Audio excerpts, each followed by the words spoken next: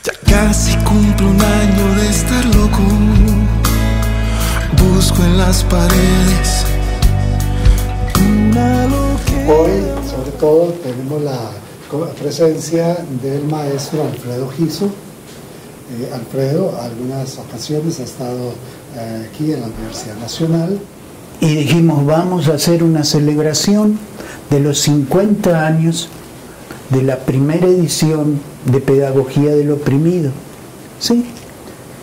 Y vamos a narrar algo de lo que vivimos con él. Y a mí me tocó la experiencia de participar con él en proyectos investigativos, que era el área en la que me movía.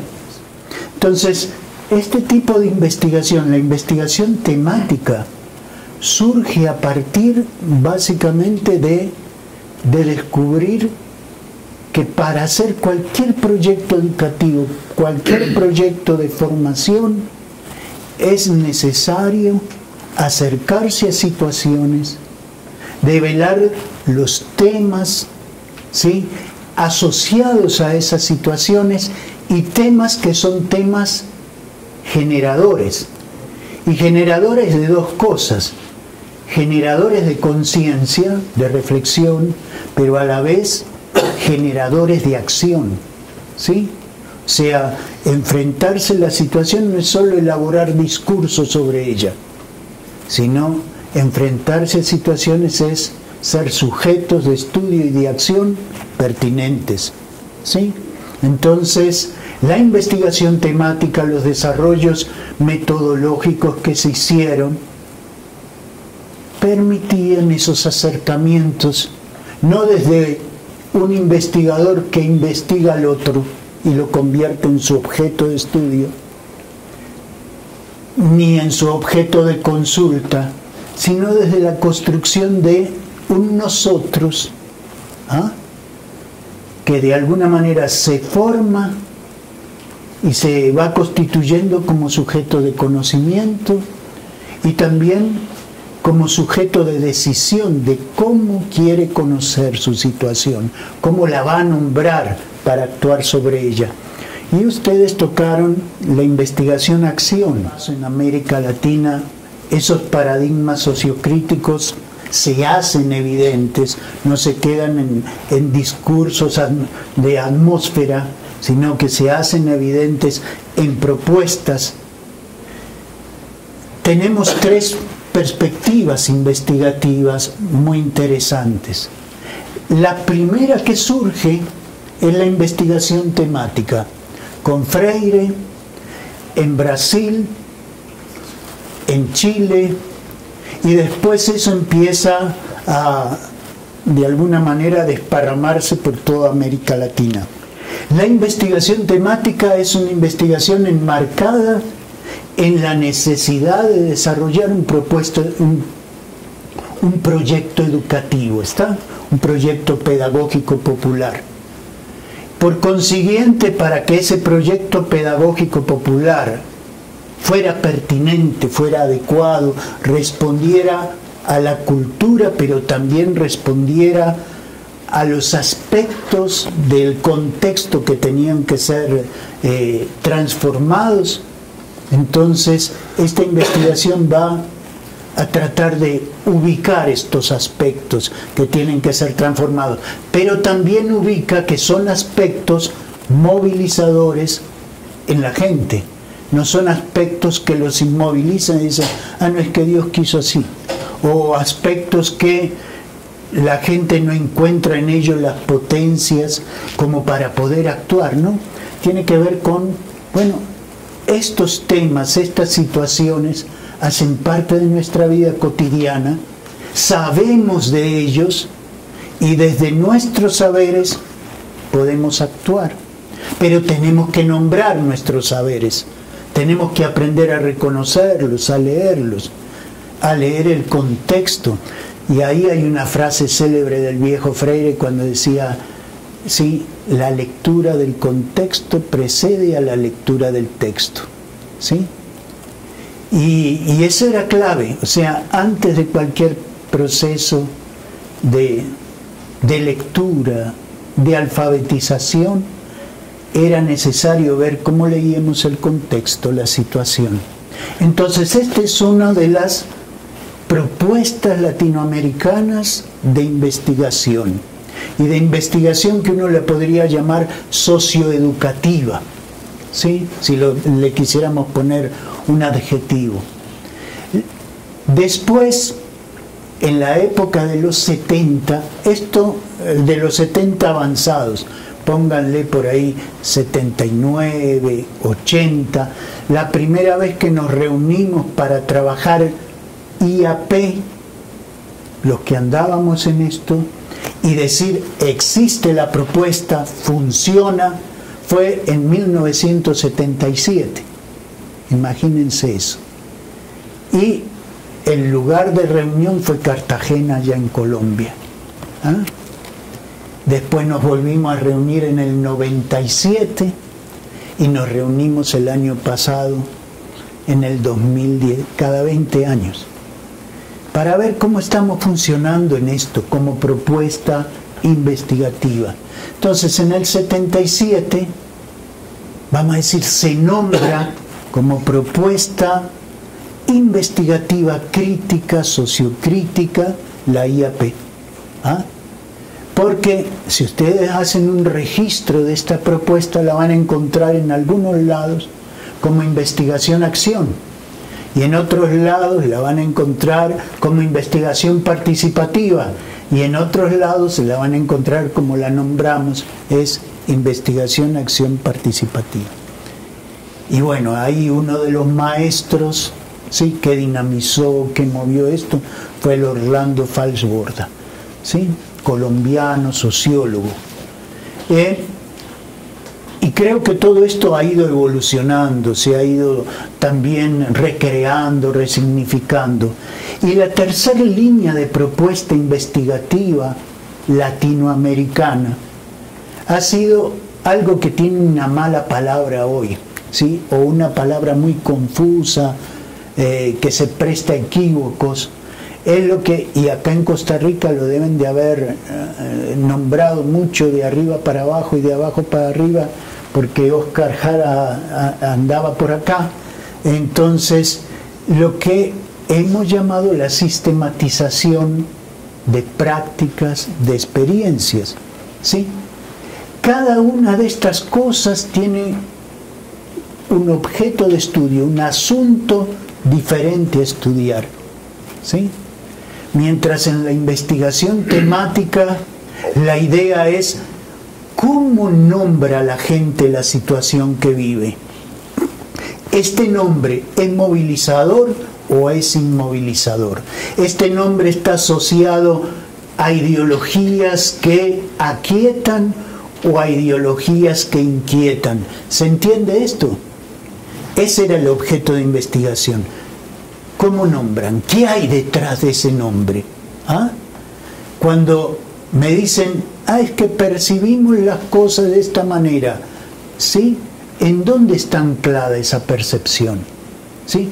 ¿Dónde se construye esa percepción? ¿Cómo se expresa? ¿A partir de qué textos sociales se expresa eso? Ese es el objeto de estudio de la investigación temática. Por eso se habla de temática, porque esas maneras de nombrar cosas se convierten en temas de discusión, de diálogo, de indagación. La investigación, acción participativa, el estudio, el objeto de estudio es la realidad que se quiere transformar, que se quiere cambiar desde la participación y el conocimiento construido colectivamente por los sujetos. Hasta ahí vamos. Vean que son objetos de estudio distintos. Y la sistematización, el objeto de estudio es la práctica, lo que hacemos para transformar la realidad. Y es leer esa práctica en sus potencias, pero en sus debilidades, en su contexto, en su historia. Y ahí tuvimos problemas cuando empezamos con esto, porque no pensábamos, imagínense, esto empieza por allá en los 87, 88, comienzos de los 90, cuando ya las dictaduras en América Latina estaban aflojando, y los que estábamos en procesos educativos populares necesitábamos comunicar lo que estábamos haciendo para no estarnos metiendo las patas siempre y para poder saber de los aprendizajes en las prácticas de otros. Entonces empezamos a hacer ejercicios de recuperación, de reconocer la práctica, de adueñarnos de ella, de poder comprenderla, explicarla, de encontrar, por ejemplo, dónde teníamos dificultades, ¿sí? ¿Qué amenazas teníamos? Y vean, lo que pasó fue esto: empezamos a leer la práctica desde el materialismo histórico. Ahí los filósofos, las filósofas sabrán, ¿sí? Entonces, ahí teníamos una tradición paradigmática. ¿Desde dónde leer la práctica? Ubicarlo en la historia y en las tensiones y conflictos, ¿sí?, que de alguna manera configuraban el hacer. Pero en esa época estaba de alguna manera llegando y empezaba a circular entre nosotros lo que era la teoría general de sistemas. Y como veníamos de una lectura analítica de las cosas, diseccionábamos la práctica al estilo carnicero, y después, cuando queríamos dar cuenta de ella, no teníamos elementos para dar cuenta de ellas, ni en su trayectoria, ni en su totalidad, integralidad. No éramos capaces de leer holísticamente esa práctica. Sabíamos lo que pasaba con los sujetos, sabíamos lo que pasaba en los resultados, sabíamos cómo habíamos actuado metodológicamente, pero no relacionábamos nada con nada. Entonces, la teoría de sistemas nos alerta de, hombre, empiecen a relacionar las cosas, descubran el sistema que estructura la práctica, develen eso, y develen verdaderamente si ese sistema que estructura la práctica es emancipador o es un sistema aplicado al control, es un sistema casuístico, o sea, mecánico. Vean bien eso críticamente. Y a eso le pusimos la mala palabra de sistematización. Digo mala palabra, no teníamos ni idea que iban a aparecer estos aparatos. Bueno, habían aparecido en el mundo, pero nosotros no teníamos acceso, ¿sí? El primer computador con el que uno se topa y no era propio, estaba por ahí, es en el 90 y pico, 95, 96. Y hoy los chicos nacen con eso. Y no sabíamos que el operar con eso iba a hablar de sistemas, sistemas de información, Entonces la palabra sistematización hoy se vuelve confusa, y más cuando el Banco Mundial hoy hace manuales de sistematización de prácticas y de proyectos. Peor todavía, porque entonces se va desvirtuando la misma propuesta. Entonces les decía, el objeto de investigación de eso es la acción, la práctica social. ¿Con qué finalidad? Y esto es igual para todos. La investigación temática, la investigación acción participativa, la sistema, es transformar cosas, es cambiar cosas, ¿sí? Es cualificar cosas, es resignificar realidades para poder actuar sobre ellas con mayor criticidad, con mayor claridad. Creo que sí hay investigación en la actividad de extensión que desarrollan los académicos en la Escuela de Meditación y Filosofía. En un acto pedagógico yo necesito, como educador, de la palabra de los estudiantes. Pero desde la práctica, desde la realidad, surgen otras formas, otra contradicción, que es que desde donde yo estoy hablando, ¿verdad? estoy hablando como la estudiante de XY carrera, en XY espacio. Entonces, hay como, ¿cuáles son las relaciones de poder, por ejemplo, que se pueden dar? Aportando a la vida. Y entonces, cuando estoy en el espacio académico, pues tengo que debatir académicamente con mis colegas mis posturas, mi conocimiento, mi propósito, y ahí tendré que usar las 50 citas en Norma APA. ¿Qué le vamos a hacer? El elemento principal del investigador, ¿verdad?, antropológicamente y sociológicamente, es desprenderse ¿verdad?, del interés. Lo que pasa es que le entramos a la investigación ya pensando, discutiendo en tu discusión, ya pensando en, bueno, no, es que esto es un informe y esto es una publicación.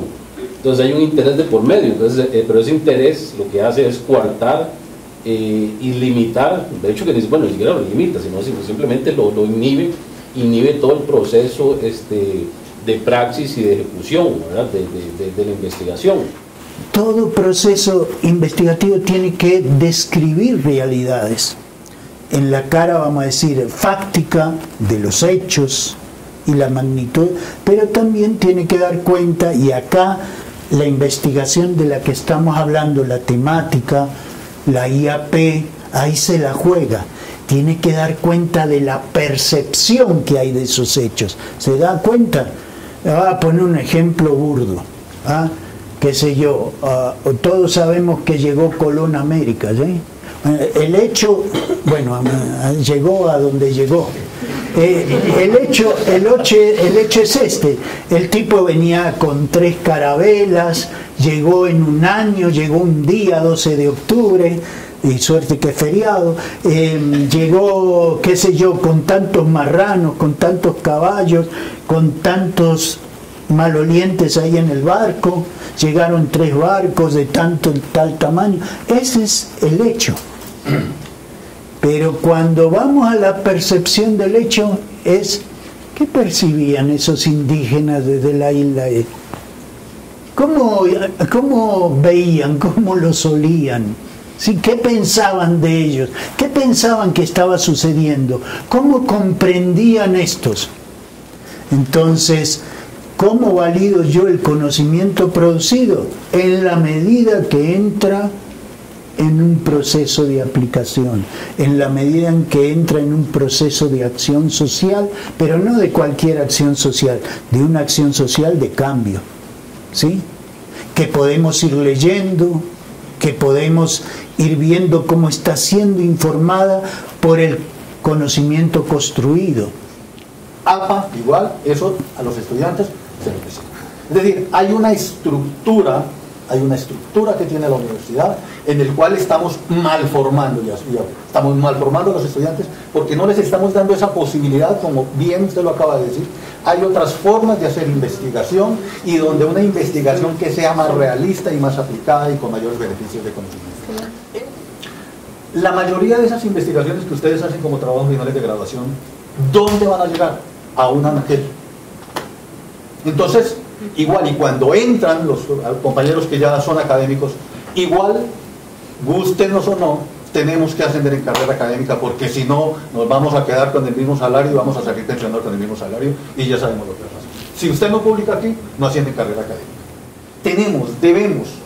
Debemos cambiar esas formas de hacer esas investigaciones, sobre todo porque, como lo dice el profesor, efectivamente es en la manera en que dejemos en las comunidades, en las empresas, en las instituciones algo, efectivamente no solamente que vamos a salir satisfechos, sino que va a haber un referente para toda la vida, y que los va a motivar a entonces, a partir de esa satisfacción de entregar una investigación, poder decir, vean, necesito investigar, necesito aprender más, porque esta gente necesita.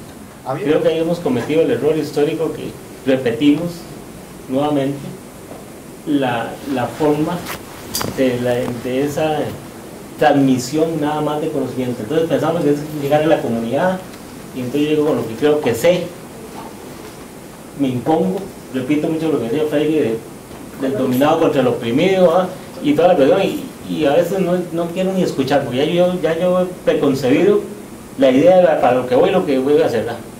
¿Cómo logramos esa transformación educativa? para primero cambiar nosotros, para cuando vayamos afuera ir diferentes.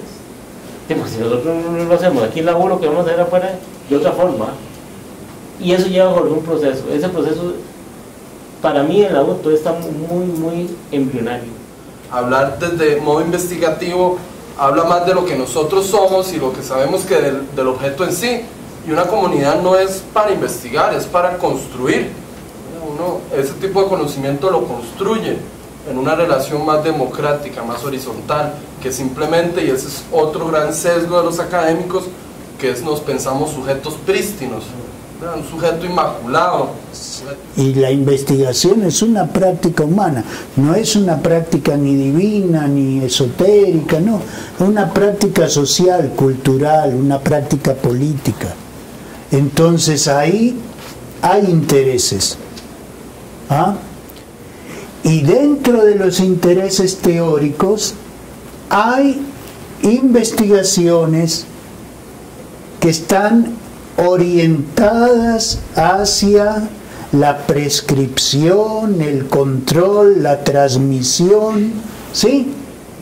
Y la forma de construir conocimiento está orientado a eso. Pero yo voy a hacer algo hermenéutico, algo histórico, algo de... El formato es de pura investigación positivista.